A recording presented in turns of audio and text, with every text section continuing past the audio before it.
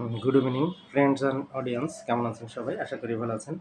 আমি ডক্টর আশিস মজুমদার আজকের সান্ধ্যকালীন অধিবেশনে সকলকে স্বাগত জানাচ্ছি। বরাবরের মতো আজকে আমাদের যে লেসনটি হতে চলেছে সেটি একটি মেডিকেল সায়েন্স। মেডিকেল সায়েন্স বলতে হোমিওপ্যাথিক মেডিকেল সায়েন্স।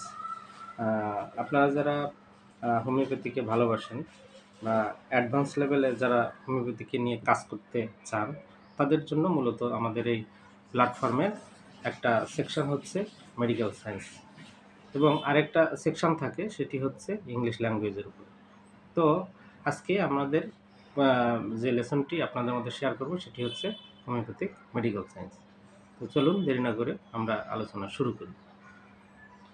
তো আজকে খুব সুন্দর একটা কেস বলবো, 2 লাইনের কেস বলা যায়।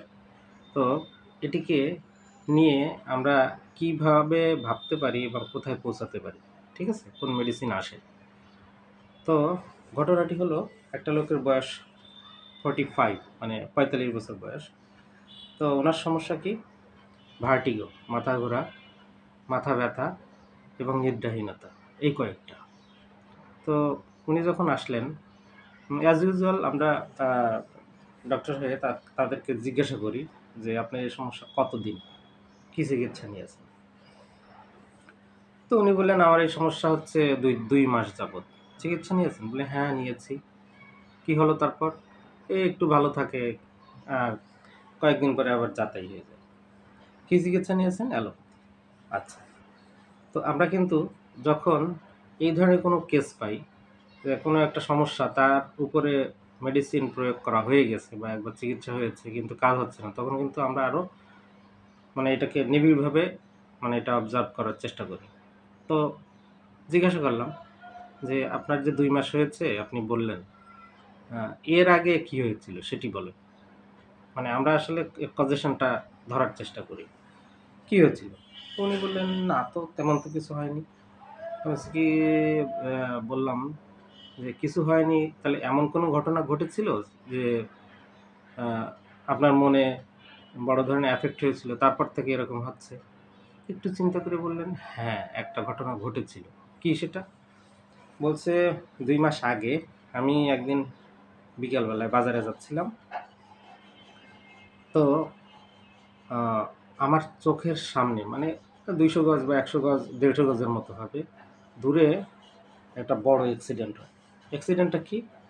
একটা ট্রাকের সাথে একটা অটো এর অ্যাক্সিডেন্ট হয় এবং ওই ট্রাকটা পুরো অটোটাকে পিষে দিয়ে চলে যায়। ওর ভিতরে 4 জন যাত্রী ছিল, তার মধ্যে 3 জনই স্পট ডেড আর একজন কোনো মতে বেঁচে ছিল। তো এমনভাবে পিষে গেছে, পুরো বডির উপর দিয়ে গেছে, কারো মাথার উপর দিয়ে গেছে এবং ওদের যে লাশ পুরো বেলচা দিয়ে তোলা হয় গাড়িতে। তা আমি যখন কাছে আসলাম ওই রক্ত দেখে, ওই অ্যাক্সিডেন্ট দেখে আমি আর সহ্য করতে না পারে আমার কি হয়ে যায় আমি কিছুই জানি না। আমি মোটামুটি পরে যখন আমার জ্ঞান ফেরে তখন দেখি হসপিটালে। এইরকম একটা ঘটনা ঘটেছিল। মূলত তারপর থেকে আমার এই সমস্যাটা শুরু হয়ে যায়। এর আগে আমার কখনো মাথা ব্যথাটা এই ধরনের সমস্যা ছিল না। তখন তো বুঝতে পারলাম যে আসলে কেসটা কোথার থেকে শুরু হলো আর কোথায় আমাদের নিতে হবে। তো দেখুন, এখানে খুব চমৎকার একটা রুব্রিক আছে। একটা রুব্রিকে আপনি একটা মেডিসিনে পৌঁছে যেতে পারবেন। রুব্রিকটা একটু বড়, তো সেই রুব্রিকটা আমি ধরেছিলাম। তো দেখুন সেই রুব্রিকটা কি? মাইন্ড, একটু বড় রুব্রিক তো দেখে বলছি। Mind dwells past disagreeable occurrence on frightful scene of some mournful event of the past tormented by a।